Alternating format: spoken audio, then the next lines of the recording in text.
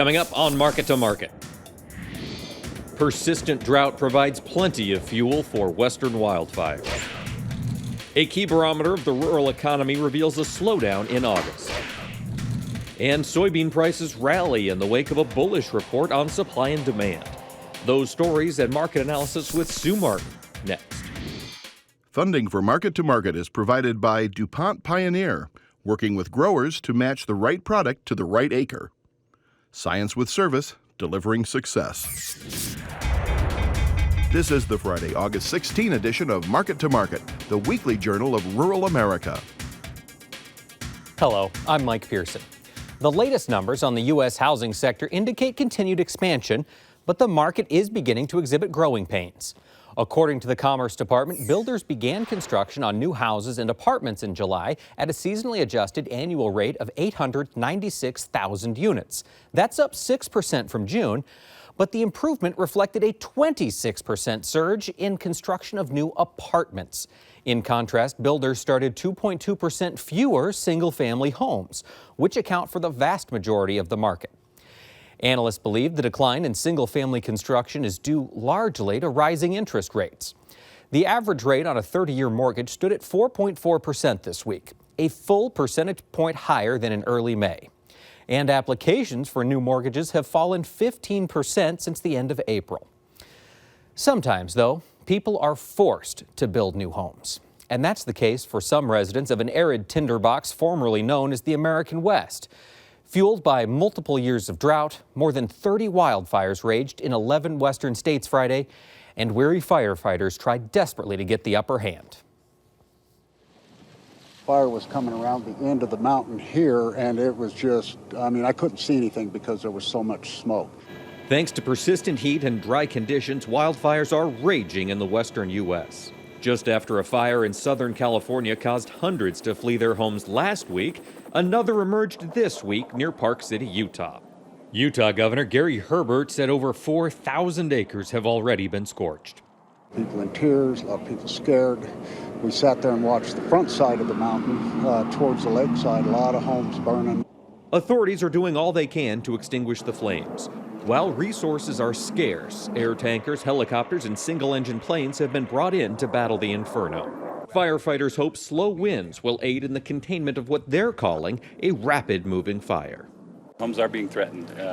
Again, the majority of those are still in Rockport Estates. Honestly, the reason we did the evacuation, they're all still threatened until we get the fire contained.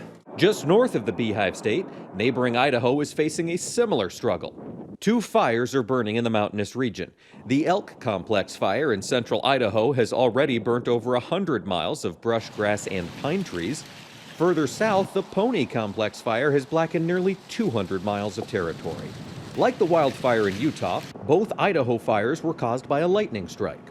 Authorities have imposed a mandatory evacuation of the communities of Pine and Featherville. Nevertheless, some residents have opted to stay home and watch over their property. Each month, economists at Creighton University survey bank CEOs in a 10-state region to measure their impression of the rural economy. The numbers are compiled into the Rural Main Street Index. This month, the index slipped 1.5 points to 55.8, but it remains well ahead of the 47.1 recorded last August. Any reading above 50 suggests economic expansion. The rural economy, of course, is highly influenced by commodity prices. And in a separate report that moved the markets this week, the Agriculture Department predicted U.S. farmers will harvest considerably less corn and soybeans than it predicted just last month. According to USDA, total U.S. corn production will amount to 13.76 billion bushels, down nearly 190 million bushels from last month's guess. The government pegs the national average corn yield at 154.4 bushels per acre, up a whopping 25% from last year's drought-reduced harvest. Government bean counters also foresee fewer soybeans in America's fields than previously believed. USDA now calls for total U.S. production of 3.26 billion bushels, down more than 5% from last month's estimate. The average soybean yield is expected to decline to 42.6 bushels per acre. That's also down nearly 5% from last month's guesstimate. Total U.S. wheat production is estimated at 2.11 billion bushels on a national average yield of 46.2 bushels per acre, virtually unchanged from last month's predictions. Turning to its monthly supply and demand estimates, USDA decreased U.S. corn beginning stocks by 10 million bushels. Despite lower than originally predicted yields in the Corn Belt, the government predicts robust production will result in corn ending stocks of 1.837 billion bushels. Analyzed as a percentage of demand, the numbers add up to an ample domestic stocks-to-use ratio of 14.5%. If realized, that would be the highest corn stocks-to-use ratio in 7 years. Nevertheless, government analysts bumped their season average price estimates up a dime from last month to $4.90 per bushel. U.S. soybean ending stocks are predicted to fall nearly 25% to 220 million bushels. An accompanying domestic soybean stocks-to-use ratio of 6.9% is the largest in 3 seasons. Nevertheless, after factoring strong anticipated global demand, the Agriculture Department increased its average price estimates by 60 cents from last month to $11.35 per bushel. And the U.S. wheat stocks-to-use ratio is predicted to decline to 23%. That would be the tightest supply in 5 years. But it's easily enough to meet domestic demand. And after considering estimates of increased global wheat production, the figures prompted USDA to lower its season average price estimate by a dime to $7 per bushel. Next, the market-to-market report. Grain prices were mixed this week as wheat futures contracts posted modest losses, while corn climbed higher on bullish government reports and a weaker dollar. For the week, September wheat lost 3 cents, while the nearby corn contract moved 8 cents higher. USDA's supply and demand estimates and strong foreign demand stoked the rally fires in the soybean pits, where the September contract settled with a weekly gain of 65 cents. Nearby meal prices rallied more than $18 per ton. In the softs, cotton had another good week as the December contract gained more than $4 per hundredweight. In the dairy market, September Class 3 milk lost 14 cents, while the October contract was off 9 cents. Over in livestock, October cattle gained $1, nearby feeders advanced 26 cents, and the October lean hog contract posted a weekly gain of $1.66. In the financials, the euro gained 5 basis points against the dollar. Crude oil rallied more than $2 per barrel. COMEX gold advanced nearly $60 per ounce, and the Goldman Sachs Commodity Index gained nearly 20 points to settle at 649.80. Here now to lend us her insight on these and other trends is one of our regular market analysts, Sue Martin. Sue, welcome back. Thank you, Mike. We've had a big news week internationally with everything that's been going on in Egypt. And talk to me a little bit about how that relates to crude oil prices that we're seeing recently, the recent run-up we had this week. Well, it's continuing to support the crude oil market. In fact, we've seen higher highs here today. And so the market is still pushing. It hasn't been able to get back under 102 very easily. In fact, it hasn't. We continue to come back and kind of percolate towards the top side. And I think that the crude oil market is a market that still could go higher. There's objectives of 115 to 120. So the crude oil market is probably one I would not want to be short.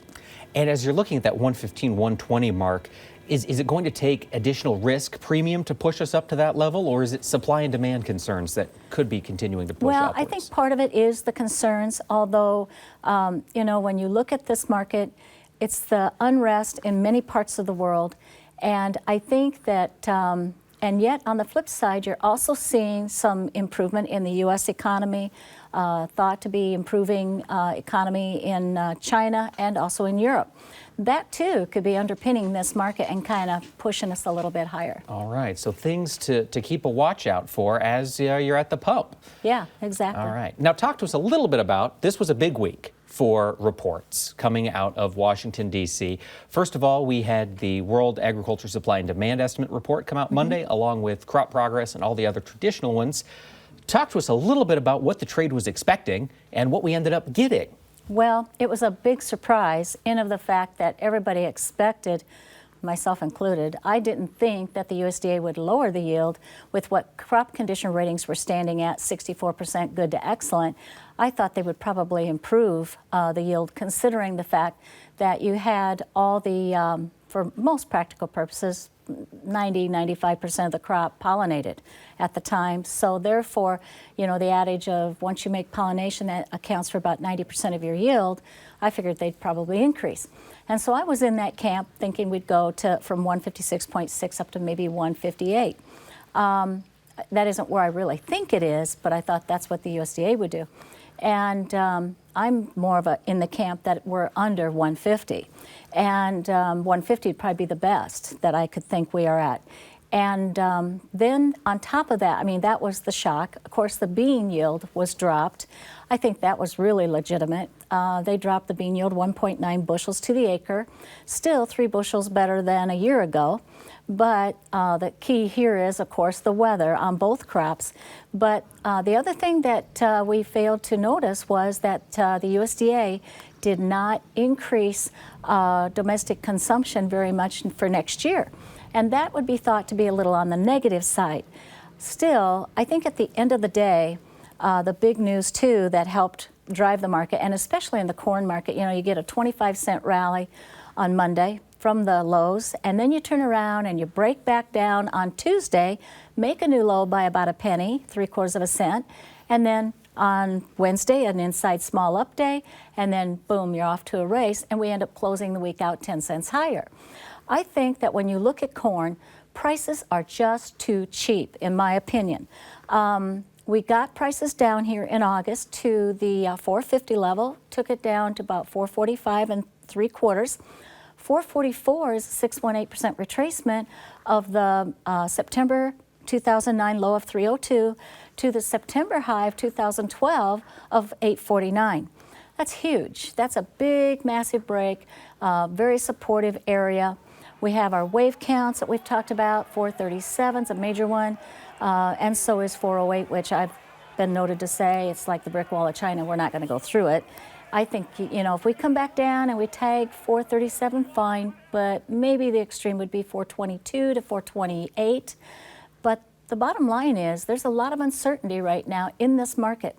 Today, one little thing that was negative to corn was the announcement that the USDA made of the fact that they're going to go back to a program that was enacted in 2008 where they will go in and buy sugar from the producer here in the U.S. and turn around and give it, or not give it per se, but sell it at a reduced rate to ethanol plants. And they think that that could account for about 60 million bushels of usage in corn that would go to ethanol. So there's a little displacement of demand for corn, but at the end of the day, I think we have to realize what's going on in China is huge. Their weather is horrific. I mean horrific. The southern parts of the country are just embroiled in heat. Some areas 108 degrees. The northern areas are flooding. You know, it's just not been, the north central plains has been getting awful lot of rain. It's just not, even though you've had that typhoon Utah, and they've also had 11 typhoons this year. If they come out saying they've had a record crop this year, we know they're lying. And so, you know, I just think you're going to see, and you're already kind of seeing it, they're into many markets buying. They're buying the majority of Australian wheat. In fact, it's expected that they'll kind of displace Egypt as the world's largest importer this year, this coming year of 2013-14. And they'll also probably become Australia's biggest client as opposed to Egypt was. They're buying corn. You know, look how much we've seen in bean export sales out of the U.S. And it's interesting because every time, even on Friday, we got another 200 and I think it was 84 million bushels and 126 to unknown destinations. But it seems like every time there's an announcement to China, there also is one to unknown destinations. It just is too uncanny. I think that it's also China. And, you know, with all the issues, but even if you took these issues away and their weather, we have seen since, I want to say maybe 2009, certainly before 2011, China's cotton prices were not attractive, and cotton was trying to get the area in Manchurian to get those people to produce cotton because they wanted them to have more of a viable income and that type of thing, even though they're up in the northwest corner of the country and the mills are clear down in the southwest part of the country, or southeast, I should say. So infrastructure is a problem. They still came out with support prices or subsidies on cotton. Well, what happens is the world prices fall after the 2011 highs, and consequently, the millers and everybody that needs cotton are buying from the world market. China owns about 80% of the world's stocks because of the users buying from world stocks, and China taking in their own domestic cotton and putting it in reserves and just letting it accumulate. Now, China wouldn't keep this up unless there's an ulterior motive, just like they had all these cities that were sitting empty, and everybody kept saying, gosh, they got all these cities, sitting empty. They must be just trying to put people to work. No, they were very long-term oriented. They're planning on moving 250 million peasants, farmers, off of their land and into cities. Well, as they move into these cities, one, they're going to get some money. Two, those that can work will be working. If you have an economy that's starting to percolate a little bit in China, but Europe and the U.S., maybe they're thinking these mills will be running more aggressive. They're going to need this cotton, but it isn't just cotton. It's going to be many other commodities besides that, and we're already seeing it. Now, with all of that in mind, we didn't see wheat really take off this week, looking at the large global supply. Do you see that changing anytime? What's your advice for wheat producers out there this week? Well, wheat needs, wheat is pretty premium to corn. And so without corn moving and getting turned around, wheat's a little bit of a struggle to turn and move higher. Many times it's October to November before you start to get that market percolating anyway. And so I think wheat's got an issue here. It's all focus is on the corn, and they seem to move these spreads around. And of course, when corn was record short in open interest. So when that happened, when these reports came out, and then FAS comes out, or FSA, I should say, comes out and lowers the, or comes out with their prevent plant acres, everybody immediately says, oh, that's that many acres off of harvested acres. No, it's not, because maybe no more than 86% of the farmers are in crop insurance, but the rest of them sit out there, and that displaces, the situation. And FSA is talking about what is certified. There may be some yet that they haven't worked through all the numbers. If they had, they wouldn't be coming out in September on the 17th and again in October. So it'll be October before the USDA is going to address this again. Okay. And we do think that acres will drop a little bit. Remember, they didn't change corn acres at all. And so we think that maybe corn acres can drop, but probably no more than a couple 100,000 maybe by the USDA. They won't take away the 3.4 million prevent plant that was put out there on Wednesday. No, I don't think so. If you go back and look at the last 2 or 3 years, there's been big discrepancies between FSA and the USDA. Okay. Now, looking at that, I mean, the idea that we could be seeing reduced corn acres here in the next month to 2 months, how should producers be handling sales through this fall? Well, when I think the price has gotten too cheap, that means don't sell. I think what I would have to say to producers, first off, if you missed this on old crop, if you still have old crop corn in your hands, and you missed the rally that of the summer, and you missed the basis levels, which was fabulous, they fell next to nothing. Now in areas they're coming back, $1.50, $1.70. I even heard of some ethanol plants at $2. So if you're in an area and the basis is coming back, and you're bullish, obviously you must be bullish because you're hanging on. So my recommendation would be move that corn to the market. Get rid of it and move it to the market and take that basis, and you're going to price enhance yourself because you can go back on the board and re-own it. So I would do that. For producers who feel they have to make sales here, if they really think they got to, then I would recommend going back in and buying these short-dated calls to kind of get you through the fall in case there's a frost. If there's no frost, we may turn around, come back down and look at these lows. So I would say those short-dated options are pretty awesome. I would take a look at those. Be a good way to sort of hedge your Yeah. best as we head into this uncertain weather season we're going to have this fall. Exactly, and that's also one thing I would say for producers is, so many times I get this recommendation, because we did put out recommendations this week on this rally up towards 1271. We said, take 10% new crop beans, get them sold. And, one comment I had from one producer said, well, how do I know what I'm going to have? What if it frosts? Well, sell them. Go buy back those calls, those short-dated calls. They're based off of November futures.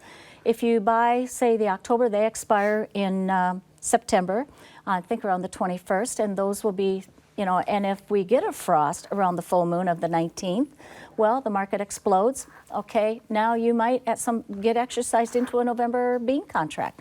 So I would say be sure to protect yourself back, and that'll give you the peace of mind to be able to make that cash sale, just in case something goes awry that we turn and flip back to the downside. And you mentioned that's the advice going to corn and bean producers, since we do have such a bizarre year potentially yet ahead. And see, beans have been so sideways all year, and technical indicators are very wound tight, the Bollinger Bands and that type of thing. Usually that's indicative of a move coming. And on top of it, you have the beans is the tightest crop you have of the two, and they've been bidding for beans and can't even get them bought. So I think we're probably, if the truth is known, next to being out. But it doesn't matter, they aren't going to admit it. And for the 5th month in a row, the USDA came out with 125 million bushel, new crop carryout. So, or old crop, I should say. So that said, they just aren't going to change it. But in the meantime, there's another thing that's coming up behind all of this. Our year is less than desirable. And then we look at this fall, and of course, will we get a frost freeze? I don't know, but we're going to be pretty chilly. And you've had several weather sources already predict very cold weather for this fall, and then an early winter besides, which isn't good. And so what's going to be interesting is everybody's so focused on our weather, but what about South America? All they started talking about was the record crop they're going to have, because they're going to go backwards in corn production because the prices are so low there. And they are discount to us that they're not going to plant the corn. They're going to plant beans. And beans will go in at the expense of cotton, maybe, wheat, but certainly at the expense of corn. And so what we have to watch is that we're into a little mini La Nina. And those spell bad trouble for South American production. Usually it turns dry in Argentina and southern Brazil, wet to the north, and their weather turns volatile. So we need to keep an eye on that, because usually what could happen is we could have a reduced crop here, better than a year ago, but a reduced crop here, and turn right around and come on the backside and have South America with some disastrous problems too. And Argentina is already dry, but they're very cool, and their crops are not doing anything. So really quick to wrap up, beans, 1270, 1271, price to start looking at making some sales. I would, and then the next level will be 1313.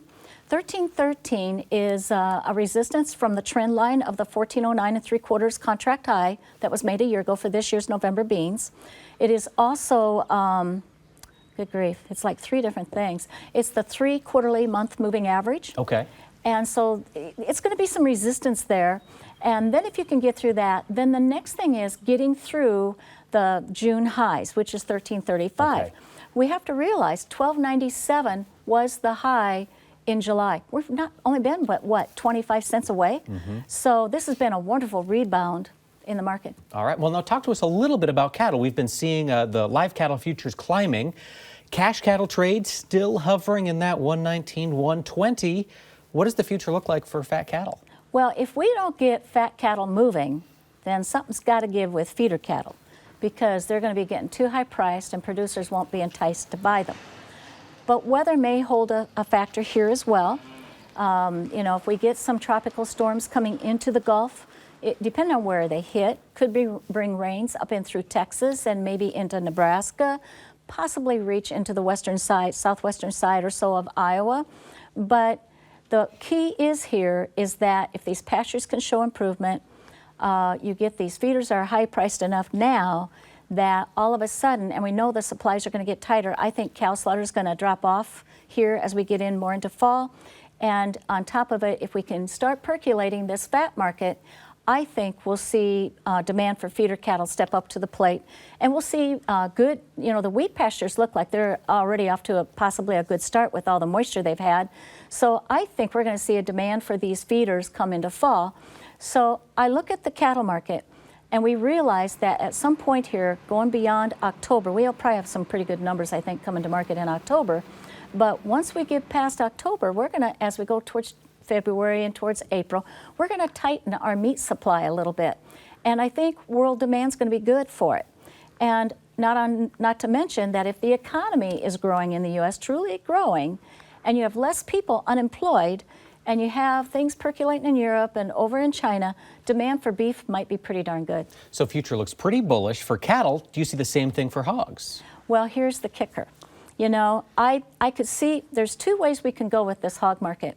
I could see a reason to be putting on some hedges on the October futures. I probably would go to the put options. And the reason I would do that is because we've had such a good run here in August. And once we get into September, if we take out the August highs, then there's a tendency, in fact, the first time I was ever on Market to Market, I talked about hog prices going up like $50 in December, first time ever. And it was off of this. Higher highs in August, followed by higher highs in September, makes higher highs October and December. And it could be that we're looking at something like that. But the long-term picture for pork looks good, because if you look at China's weather and that southern part of China, a big hog-producing area. In fact, they're very key. And they've had extremely high temperatures or hot temperatures. The conception rate should be lousy. And I think their pork production is, pigs per litter, whatever you want to call it, is going to go down. In the meantime, to the north, they're flooding. Heilongjiang is another province that's very key, and they've just been cold and wet and so much moisture that I think they're having issues too. All right. So I think it's going to be a good outlook for pork producers. Thank you so much, Sue. Appreciate you being with us. That wraps up this edition of Market to Market. But Sue and I will continue our conversation and answer some of your questions in our Market Plus segment on our website. You'll also find audio podcasts and streaming video of our program, as well as links to our Twitter feed and Facebook account exclusively at the Market to Market website. Be sure to join us again next week when we'll feature another installment in our continuing series on farm succession plans. Until then, thanks for watching. I'm Mike Pearson. Have a great week.